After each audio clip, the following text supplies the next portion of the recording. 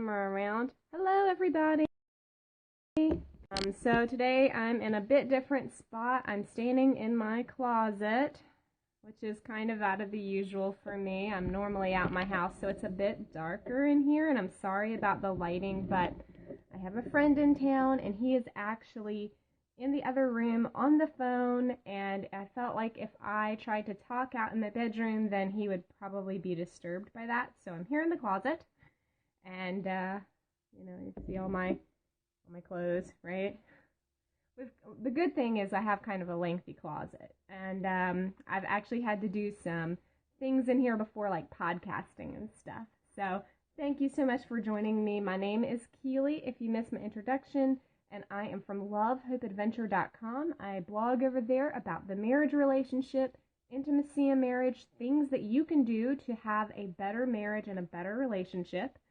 And sometimes I blog about lifestyle posts, recipes, or crafting and things. And later on today, I plan to put on a recipe for cloud bread. So, I haven't had a recipe on there in a while, but you can always check me out at lovehopeadventure.com. And today, I want to talk with you about boundaries in marriage. And maybe you've never thought about really putting up boundaries in your marriage, but it's so important that you have these. And,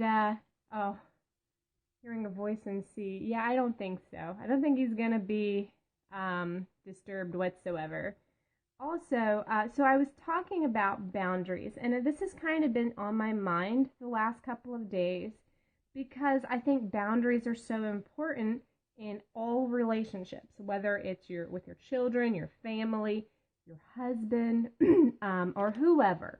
And I think that we have to have these boundaries in place, because if we don't have boundaries in place, then there's no rules for the relationship. I mean, basically, having this stuff put together, boundaries, is, basically gives you an established how to work in your relationship. So they define how the relationship works between two people, and in marriage, that's very important. And guys, if you are following me right now and you follow Crystal Payne, I just saw her go live. So I'm going to hurry up and wrap this up. So if you want to catch her, I get it. And hopefully we can all see the live behind the scenes for her. I just wanted to let you guys know that if you follow her. So for my husband and I, we have a couple of boundaries in place for each other.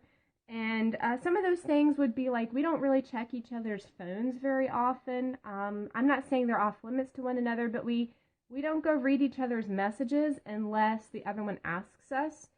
And we have that personal privacy the same way with journals or letter writing or whatever. And we just keep that respect for one another.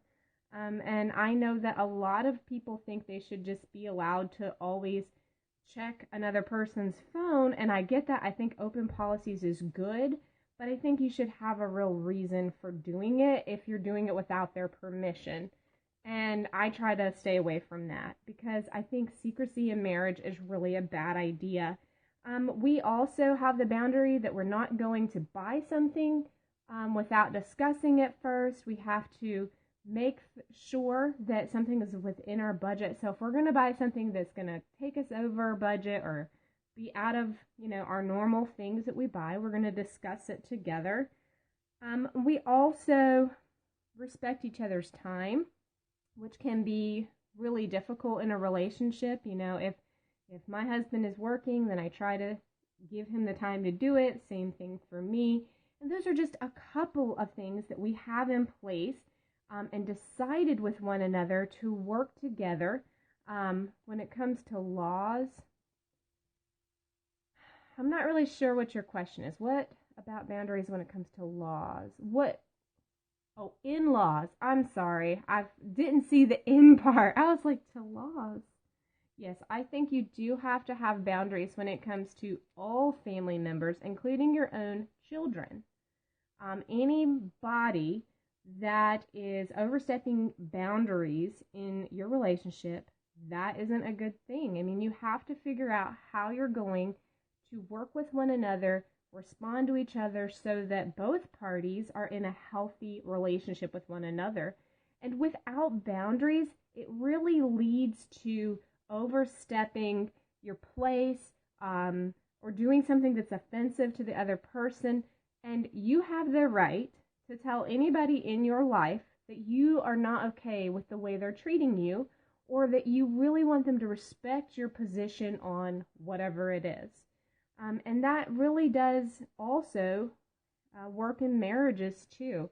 And to answer the question about in-laws, I know that's a very difficult topic, and maybe something I'll go into a little bit later on, more in depth. But you and your spouse have to get on the same page about how you'll handle family relationships. And I know that a lot of couples aren't on the same page about that. And if you're not on the same page with your spouse about how to handle the situation with in-laws, just remember that you're in charge of your own relationship. So you're in charge with your relationship with your mother-in-law, your father-in-law, your spouse, or whoever in your life. And you get to decide what's okay and what's not okay. And then if someone violates that, then you have to decide, how am I going to work through this? What is the right response for me going here on out? And the truth is, I can't answer that for you. In fact, most people can't answer that for you. This is something that has to be, you think it through, you pray about it, you really seek God, ask Him, what does obedience to Him look like in this situation? And take your cues from that. There are some things you can do that are wrong, but there's not always necessarily a right answer. Sometimes it's just an answer, and it may not be necessarily right. Sometimes there are wrong ways of handling if your spouse or someone else goes across the boundary lines that you've set in the relationship.